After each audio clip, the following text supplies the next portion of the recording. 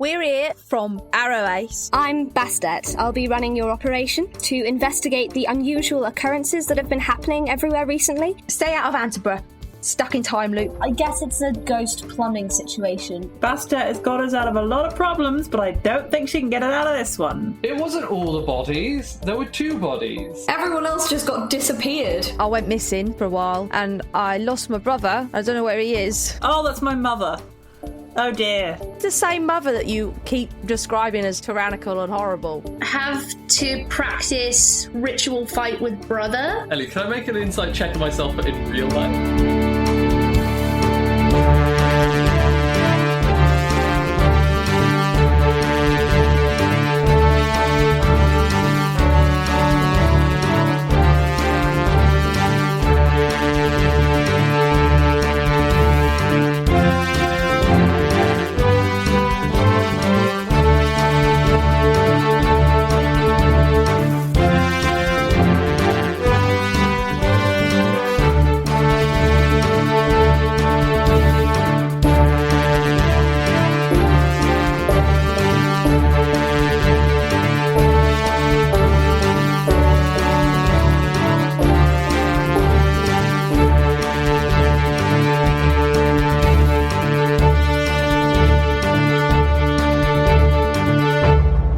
Welcome to Deck of Many Aces, an actual play podcast made with actual asexuals.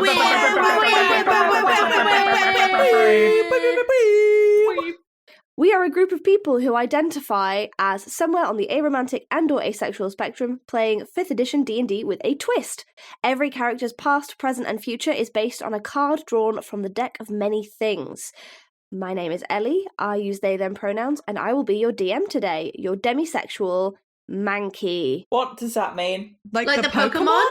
That was so smooth. Yeah, What? like the Pokemon. The Pokemon? No, like ew, Mankey. That's like the Pokemon. Yeah, that's not now. Cool. Thank you. Like the like a Pokemon. manky banana. I like the Pokemon. He's cute. Okay, now I need to see that. How do you spell the? He's like a little. It's like monkey, but with an A. Yeah. Yeah. Oh no, that's like a monkey but a man. It's just Yeah. a big, angry, punchy but monkey. He's cute. Yeah. How dare you say that about Mankey? He's like a little piggy. Oh well, I changed my answer now. This is what I meant. Yeah, you do kind of have monkey vibes. I love how smooth you did that whole intro to be completely derailed by us going, like the Pokemon, right? Pokemon? You mean the Pokemon? This reminds me, yesterday I turned up to yoga and I was wearing, I will have to like find the outfit and put it on Patreon or something, because otherwise this will make no sense. But I turned up and the yoga teacher was like, you kind of look like one of those chess pieces in Alice in Wonderland. And I was like, I think that's an insult. I think that's actually insulting. Yeah. Anyway, introduce yourselves, reprobates. Hello, my name is Am, and I play Tosia Atherdale, the party Battlemaster Fighter and Wild Magic Barbarian, and we both use she/her pronouns, and Toz is ready to break in for an audience with a god. Yeah. She's down. Toss would break in anywhere if you asked. You just gotta be like, I heard a baby crying in there with my super elephant hearing. Do you not want me to save the baby and also the puppies that I think are in there? Yeah, that's how that works. I've seen Elementary. Just wear a high vis. You're doing a random inspection. Well, hello, my name is Chloe. I play Raina Riftwood, who is a tabaxi bard and rogue. And Raina uses she/her pronouns. I use she/they pronouns. And Raina has given up thinking about things a while ago, I feel. Raina's just here. Raina's just vibing. We'll see how it goes. She's totally fine, completely mentally healthy. Don't know what you're talking about. I'm Eiriol, and I am playing Delphi the Growfolk Warlock. I use she/they pronouns, and Delphi uses she/her pronouns. Yeah, Delphi's ready to kill potentially no one, hopefully no one, in order to get into this Oh my god. place. Who said anything about murder? Your first thought is Delphi's going to kill people. She's prepared for the potential. It's Delphi. Hey, we might get to kill a god. That's like the ultimate person, right? That would be cool. I don't want to kill the MSO. I don't talk about the MSO. You're talking about Kalacta? Yeah, the MSO's not a god. That's just like... Oh, my brother would be so sad though. Well, Tor would be very sad. Get him some grief counselling. I think Morgan would be somewhat sad. I love that Eiriol's like, what are the many things we could be doing today? And the first thing is like, murder. Yeah, let's kill a god. I do want to say for the podcast, I got a very scary message from Ellie last night being like, what's the max damage Joss could do in a single turn? I'm sure it's fine. Fear. Oh, me. Oh, who? What a surprise. Once again, I am bullied upon this podcast. Hi, I'm Katie. I play Morgan the Wizard, and that's it. Let's go. You don't need to know anything else. Wowza. No pronouns. You don't get to know the pronouns. Nah. She's a wizard with wings. Who cares about pronouns? No pronouns. No pronouns here. What happened last time, gang? We did some planning. Todd sent a coded letter to Tor. We Yep. went to see the Oh, coven. yeah. Hugo leaves to go to Dr. Ursan's funeral. We decided not to go because we told Morgan it was a bad idea. And Alfie does some tea leaves and some card readings, and everything is totally fine and normal. I don't know what you're talking about. You can tell who takes the notes in this podcast. Okay, so Morgan, you were about to cast a teleport spell. Can you run me through how that works mechanically again? Teleport spell, it transports us instantaneously. There's chances of mishaps based on how familiar I am with the place. I've never been there, and I also don't have an associated object from there. Is that correct? That's correct. I'm also not very familiar. I think I would say seen casually is a level of familiar. There's a whole bunch of different levels. I think I've only read descriptions of this. Yeah, I don't think you would have seen anything of it. It's a very kind of cloistered community. Yeah, so there's a high chance of mishap here.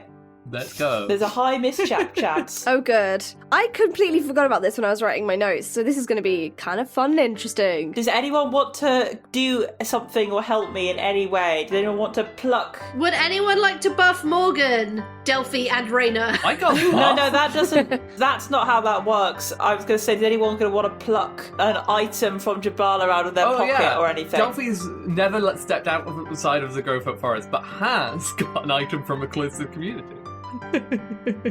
I think Tars is the only one that could. Okay, so I don't think we could conjure up an associated object. Would bardic inspiration help? No, it's the Okay. DM needs to roll a D100 and consult the table. Oh my god. Okay. I can consult the table for you if you give me a D100. Hint, hint, it Sure. should be a bigger number. Bigger number, please. That was an 87. Ooh. Yay! Oh, whew. Okay, that's on target. That's on target. Yay! Yay! Yay! The ranges were 1 to 43 was a mishap, 44 to 53 was a similar area, and 54 to 73 was off target. Okay. So we only had a 1 in 4 chance of getting this, but we did it. I hate Nice. there's a D100 table that is just a D4. Yeah. Yep. It differs depending on your familiarity. Dungeons and Dragons game design is faultless and we love it so much. Bad. Okay, so as Morgan is concentrating on this spell, you're surrounded by the light of the spell and you appear on target in the right place. In front of the Multi Skilled Void Operative, right? Like, in the room. I mean, Speedrun this, actually- baby. Not quite. So you are on a road which winds up a barren landscape.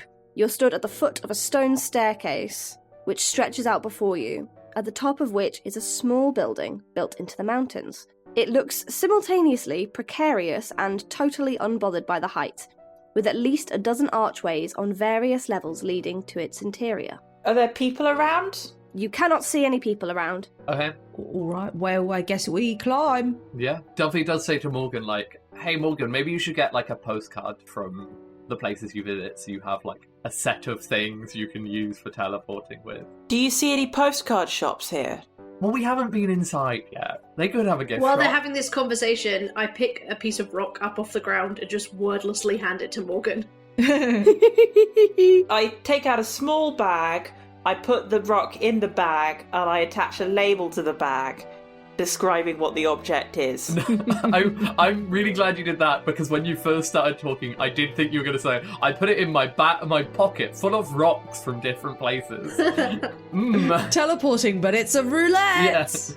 I think this rock is the right one. It's like a wizard party game, teleporting roulette. Yeah, teleport roulette. That is a drunk wizard student game. Yeah. Okay, so as you guys are doing this, who is climbing first? Toz is happy to head up first. Okay, Tozia, as you step onto the staircase, Oh no. the stairs seem to sort of stretch like an elastic, and the building recedes into the distance, and a voice echoes in your head. What is your purpose here? I kind of look at the others to see if they are reacting to having heard a voice, which I assume they're not. And I out loud go, we want to talk to the Multi Skilled Void Operative? Is that you? Your voidness? I cannot quench your thirst for power. Know this in your head and your heart, and you may continue. Okay, keep walking.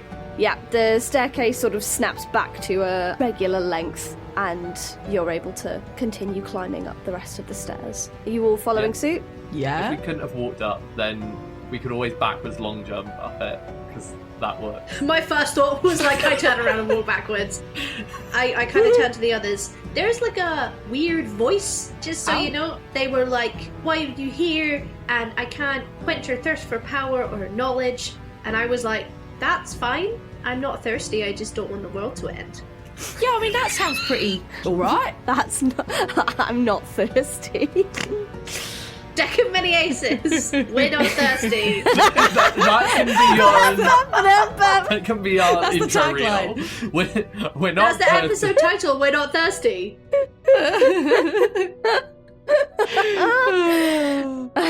Morgan hears about a weird voice and immediately tries to step on the stairs also.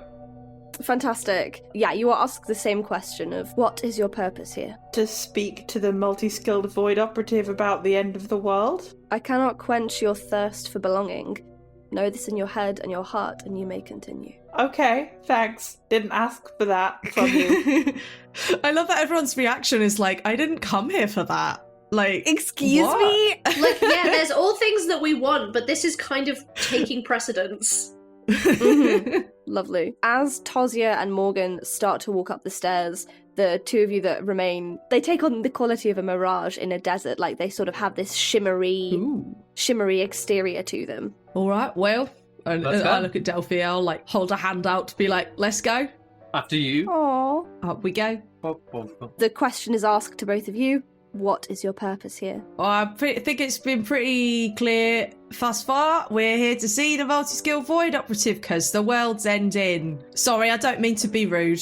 And the voice says, I cannot quench your thirst for answers. Know this in your heart and your head, and you may continue. Okay, but like, isn't that your whole purpose? The staircase remains sort of long and stretchy. Backwards long jump, quickly. Backwards long jump. Lorena's just standing there like, what can you do then? Silent. Huh? All right. I look to Delphi and I'm like, well, it says it can't do answers, so like, there's no point us being here. We might as well try, right? Also, it's going to be awkward if we're just like left here for the entire thing. All right. I mean, I can try and solve this if you want, but like, I don't think they're going to be happy with me. Delphi does cast detect magic, just like casually. Oh, yeah. Just like crazy Yeah. amounts. There's illusion, there's transmutation, there's chronomancy, there's graviturgy. Can I see the top of it? the top of the thing? The staircase. Yeah. You heard something different in your head. You heard, I cannot quench your thirst for knowledge rather than answers. I haven't answered yet. Okay, fair enough. Sorry, it's because it's supposed to be happening simultaneously, but I can't do two voices at once. So you're aware, when asked the question, what was the question again? What is your purpose here? Delphi would have been like, you know, see the sights, try the food. Just tourist stuff, you know, having a look around. We were in the area and we decided to pop in. They want to see if it's a different answer, mainly. Yeah, you don't get a different answer, you just get the same. Yeah, okay. I think that it's an answer phone. Are you continuing to walk up without much complaint? Because if so, then yes, you can see the top of it. But if you're not sure about it, then it extends. Delphi will be like, yeah, this is chill. I get what you're saying. Okay. I don't necessarily believe you, but I get what you're saying. In that case, yeah, you can see the top of it, and it's kind of... Is it Escher, the Yes. guy who does the Yes. paintings with the... Yeah, you can see it. It's kind of an Escher style of, like, staircases that lead into each other but don't make any sense, and doors that lead to nowhere, and that kind of stuff.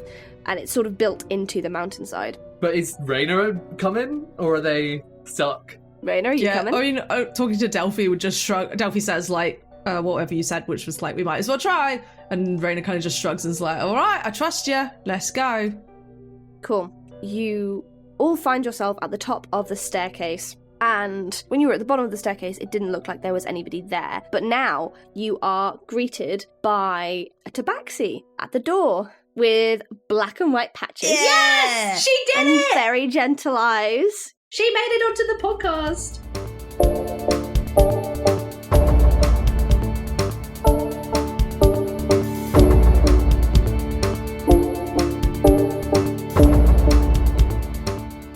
Hello, everybody. This is where you'd usually be hearing from me about all of the wonderful bonus content you can find on our Patreon, but you already know about the side quests and the table talks and yada, yada, yada. Instead, I have a very special announcement for you all. I'd like to tell you about Little But Fierce, a streamlined version of D&D 5e for kids as young as 6. The Kickstarter launches on March the 3rd, and if we hit a particular stretch goal, we here at Deck of Many Aces are going to be making a very special Splitting the Deck one-shot for you all, utilising this incredible new system. Just search for Little But Fierce by DC Bradshaw. So, without further ado, roll that trailer. Do you want to introduce your kids to the world of role-playing games, but don't know where to start? Then check out Little But Fierce, the upcoming rewrite of 5th edition for kids as young as 6. With streamlined rules, accessible language, and a family-friendly tone, it's the perfect gateway game into the hobby we know and love. Little But Fierce by DC Bradshaw. Kickstarting in March 2026. Follow the pre-launch page now.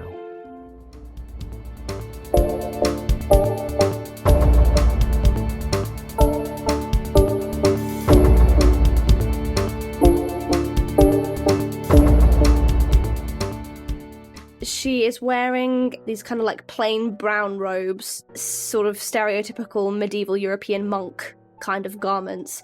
And she looks at you and she addresses you, Morgan, and says, "Oh my goodness, you're Diane's sister, right?" Yes, I am. Do you know Diane? Is Diane here? Is Diane alive and good? "I do.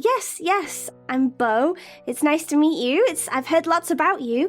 I'll be your guide today. Great, thank you. Come on through." She ushers you inside, and you're guided through stone hallways that begin to angle downwards, the stone giving way to earth, and hallways open up to a grand cave, water running down the walls.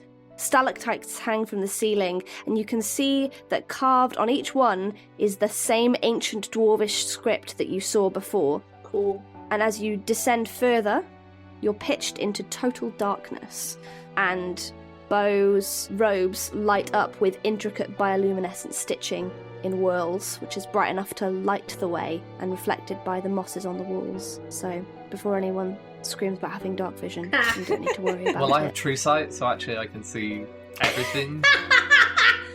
Is that true sight or tree sight? I have Both. true sight, but I also do have tree sight. I've had that for a long time, though. As you're walking down, Bo is clearly trying to be like quite somber and serious, but is very curious about you. "Did you decide to come here to visit your sibling, or are you here because you heard the call? It's very unusual for us to have visitors. They've not really told me much. They've just told me to guide you in." Well, we are partially to visit Diane and mostly to hope for an audience with the operative. "Oh, that's, well, very ambitious of you. I mean, good luck. They don't tend to really see that many people, but, you know, Diane is quite an accomplished cleric, so perhaps they will give you an audience? I don't know. I don't want to get your hopes up or anything. I'm sure it will be fine, either way." Well, might as well try, right? Yeah, totally. Yeah. It's so nice to meet you guys. It's very nice to meet you too. Might I ask, what is making you so chipper today? You seem quite a delight to be around. Oh, well, it's not often we get visitors, so it's kind of exciting to see people from the outside world. I've been here for most of my life. I can't really go outside a lot, so this is where I spend most of my time. But it means I just see the same people all the time, so it's kind of nice when we have guests. What's your name, by the way? Oh, yeah, you did say that. I did. What's your name? My name is Delphi. Nice to meet you, Delphi. You're very unusual. So are you. Wait till you taste her food. Don't do that. Just a little microaggression before breakfast. Yeah, just how you want to be introduced to a civilization. Immediate. That's so funny. It's just immediate hate crime. So you are led through a series of corridors into a room, and it's clearly a sort of like guest quarters. There are rows of bunk beds, probably about 12 in total, and there's an adjoining kitchen and an adjoining bathroom. And Bo says, So, I think I need to leave you here now, but I've been told that someone will come and collect you momentarily, and we can organize some more aspects of your stay. But it was really lovely to meet you. Hopefully I'll see you around a bit more. Oh, well, thank you very much. It was lovely to meet you too. she gives a sort of chipper wave and wanders off. I turn to the others and I look around and I go, is anyone else mighty suspicious that we're just like no questions asked offered rooms and stuff? I think their strategy is to perhaps give us pretty much everything we want except the one thing that we came here for. Yeah. Could be. Yeah, it's a bit...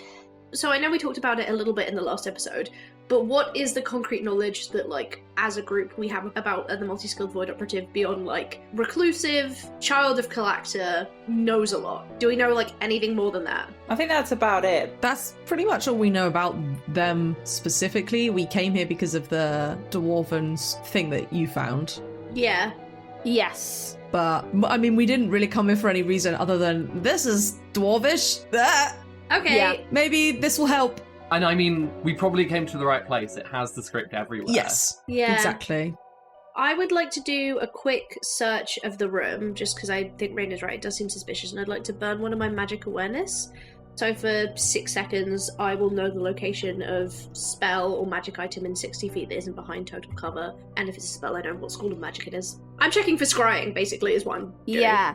Yeah, you can see that there are these kind of sconces in the walls set at 10 feet intervals around the room.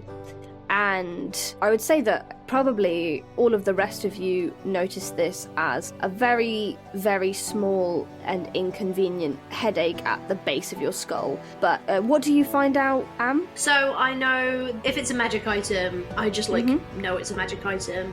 If it's a spell, I know the school of magic that it's from. Okay, so you can tell that there is a high-level abjuration spell that has been cast around this room. It seems to just be this room rather than... Well, I mean, you can't do further than 60 feet, but, like, obviously you can sense outside of this room, and it just seems to be this room specifically. Before I should have mentioned everyone else, I'm immediately going to go and check the door. Can I open it? Yeah. Okay, cool. I turned back around and I was like, there's some sort of abjurative spell here. I don't know if it's protecting us, or can anyone burn a cantrip? I just want to see if we can cast magic in here. Oh, sure, yeah. I cast a mage hand. They'll do a Nothing happens. prestidigitation. Sparks. Nothing happens. Oh, Yeah. okay, cool. That's what I thought! Hmm. I was like, either we are stuck in here or this is a magic-free zone. Well, this is good. This is what we wanted to find in an anti-magic zone, right? To put the flute in. The flute's Oh, in yeah. it. Why do we want to do that? I can't remember. We needed to keep it from... You're the note-taker, girl! I didn't write that bit down.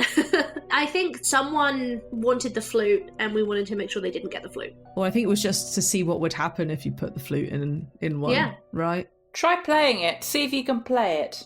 I'll just play it like normally. Yeah, it just sounds like a flute.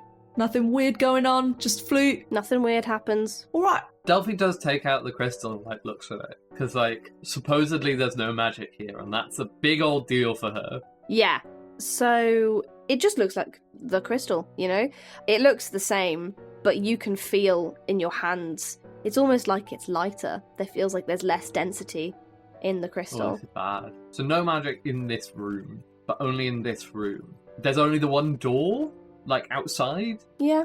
I think it's the torches. Yeah, but I'm curious why. Well, that was my thinking. Whilst, I'm pretty sure it's the torches that are stopping us from using magic. I don't know if it's to protect people from us or for our own protection. We are just strangers who've wandered in here. It makes sense for them to not want us to use magic unsupervised. Yeah, but if we can just step outside and use magic, then I feel like this is a... Can we just step outside and use magic? Walk outside the door and cast Mage Hand again. Yeah. I do so. You're able to do that without any problems. I would like to get out my weirdometer and see if there's anything weird on the weirdometer. Maybe it's for when we're sleeping? This is where the beds are. So, as you get out the weirdometer, where are you pointing it? Just everywhere? Yeah, just kind of waving it around. You get crazy, crazy weird vibes from the ground, like from below you. Okay. But everything else is pretty fine. Cool. Delphi will say to Morgan, like, what happens if you're outside the room? Does it still have that crazy, weird phenomenon?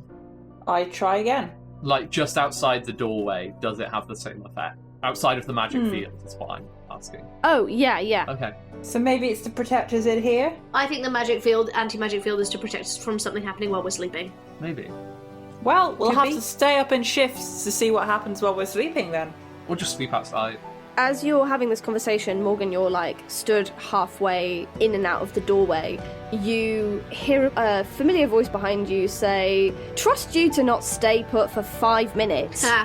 Diane! Hi, Morgan. Big hugs for Come Diane. here. Why does Morgan want Anne to die? Yeah, so Diane, for those of you who haven't met them before, Diane is an indigo tiefling. They're wearing the same robes that Bo was wearing, kind of like dark brown with the bioluminescent stitching, and they have pronghorns like an antelope. And they're very similar to Morgan, just in vibe. Like, immediately obvious that they are siblings. They say, "Well, I was just about to come and fetch you, but I should have expected that you couldn't be left unsupervised for 5 minutes without wanting to investigate." We were trying to figure out what the anti-magic field is for. Is it to protect us while we're sleeping from something in the earth?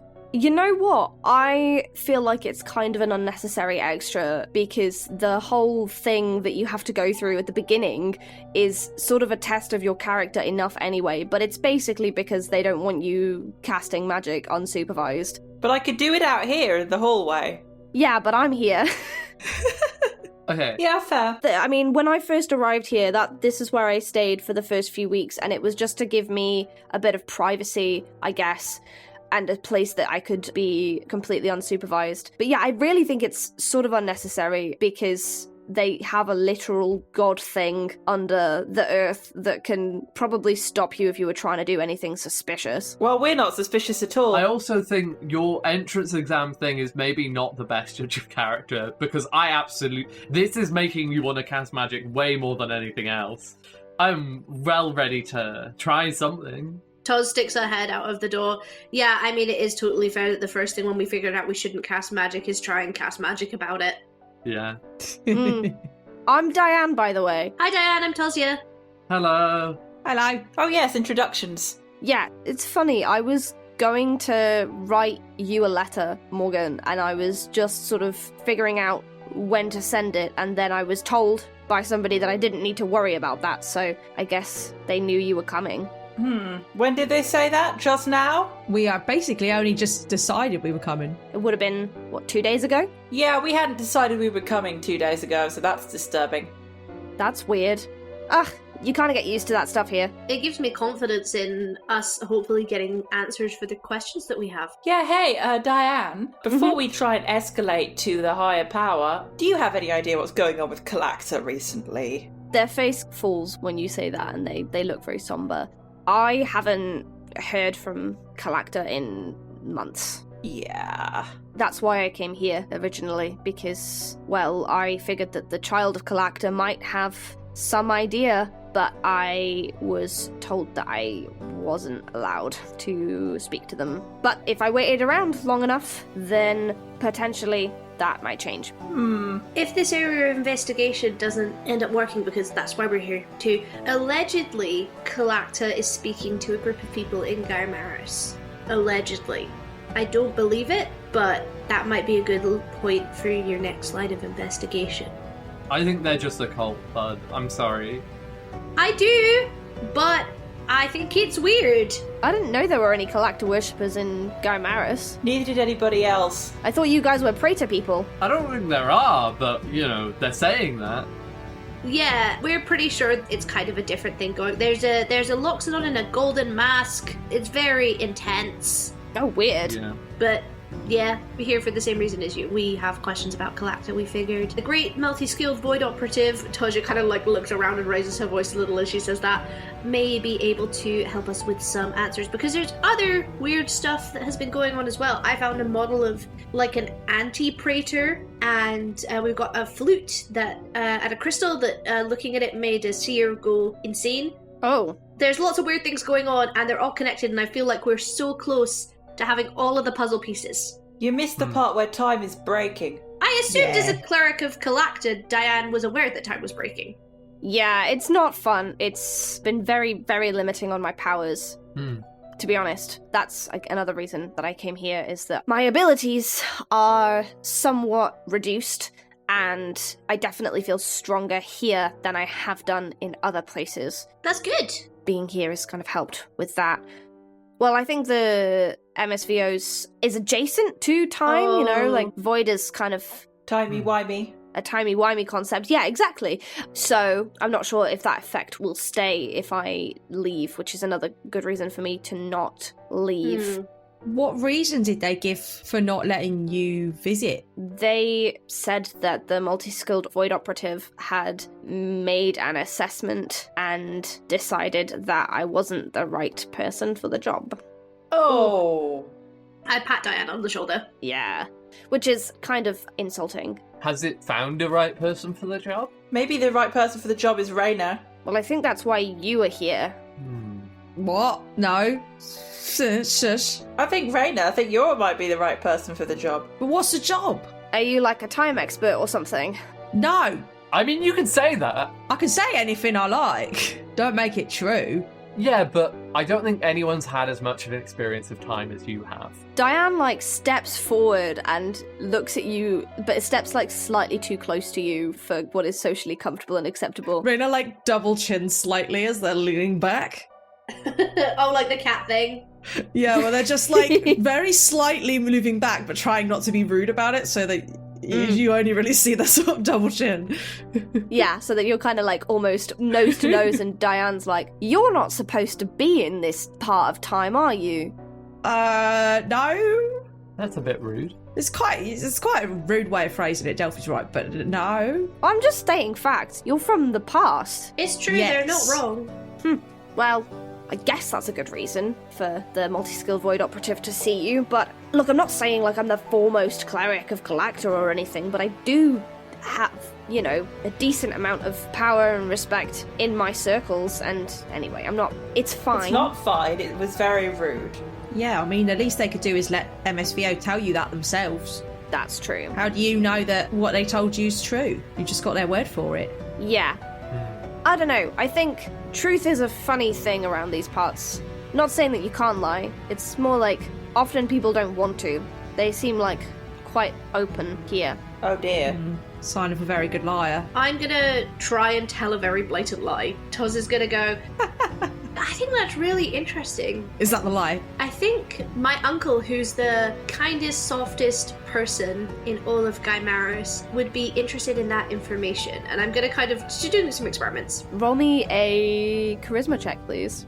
That's a 10. You try and tell this obvious lie, and you find the words kind of dying in your throat. Not you're being suppressed, but more you kind of think about the futility of it, and you're like, why would I lie about this thing? Doesn't make sense to. Interesting. Yeah, can't lie. I turn to Raina. I'm gonna, address the group, but I'm addressing Raina very specifically. I just think, obviously, we're going into this with an open heart, and we just want to ask what I feel are very reasonable questions. But I think it's useful information for the rest of the group that I will be unable to lie for the entirety of this conversation. I think I can lie just fine. Can I say that? What are you guys wanting to lie about? Nothing, but it's good to know what skills we have in our back pocket. Right. I'm going to try saying lies. You going to be more specific than that? And then Morgan doesn't say the lie, making it a lie. I'm going to say this sentence is false. Oh no! No! You curl up into a ball and die. No! This is unfair. I did not ask for a logician. No, don't bring logic into this. I'm not smart enough for this. You let Morgan be a wizard. This is on you. No, I think this is going to work out fine, because for me it doesn't sound like it's about objective truth, but more that there is kind of a futility in creating lies which include logic puzzles, right? So there's still be a lack of motivation. Roll me a D20 charisma check. Take the engineer's path. This sentence is false. No, it isn't. 15 plus something, or probably minus something actually, it's Morgan. Yeah, that's 15 minus 1. Yeah, -1 charisma team! Woo! Yeah, as you're saying it, you just start to get a real tension headache. You're thinking about the logical implications of the statement and trying to... That's normal though. That's normal. Yes. Yes, but it's a proper headache. It's not a pretend headache. It's a ouch, I need to go to sleep headache. Okay. What did Delphi want to do? Delphi's going to say, I think that this is a cult, right? Not a cult in the sense of, it's a group of people who worship the same thing. As in, it's a cult in the social sense of it prevents you from leaving, it prevents you from lying, it prevents you from wanting to leave or being able to leave. It is exploitative. Mm-hmm. People can leave at any time. I could leave tomorrow if I wanted to. It's just that a lot of people don't want to. But you also don't want to lie. Yeah, I think that's Delphi's point. Yeah, I guess that's a good point. You don't want to leave, you don't want to lie, you share your space, right? Delphi, I think that getting into the weeds about whether a god is exerting undue power on their followers is sort of... This is not a god. And this isn't undue power. Mostly we just coexist with MSVO. There's no coercion. Oh, I'm not suggesting that MSVO is inherently responsible for this. I think you kind of are. No, as in I think the people that are in charge of you not being able to see them could be in charge of it. They're telling you can't see them and then saying, but if you hang around, you might see them, making you stay around for however long. They're never going to let you see them. It might not be a cult. It might not be. Yeah. Well, I think it really doesn't matter. What matters is whether we'll be able to go and see who we need to see. Who is in charge, Diane? Take me to your leader.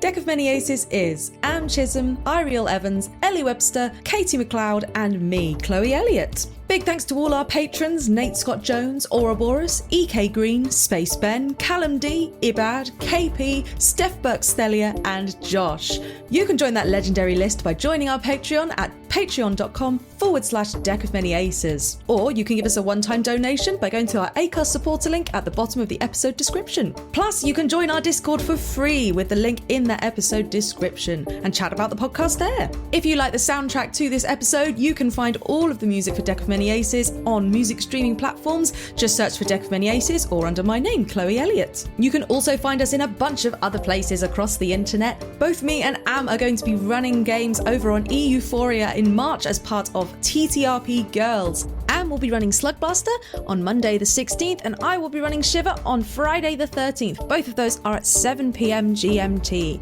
You can watch them at Euphoria AP on Twitch or the VODs after the fact on YouTube. You can also find both me and Am over on RWD playing Scum and Villainy. We release episodes every other Thursday. And you can hear my voice on an audio drama named Caduceus, that's spelt C4DAC3U5, where I play Quinn and also Cynthia, the robot that has stolen her voice. Plus, if you listen to Legend of the Bones, you can hear me voice the wizard Edith. To find out what Ellie's up to, you can go to elliewebster.co.uk or sign up to their mailing list by the link in the episode description. Well, that's it from me. Have an ace week. Bye!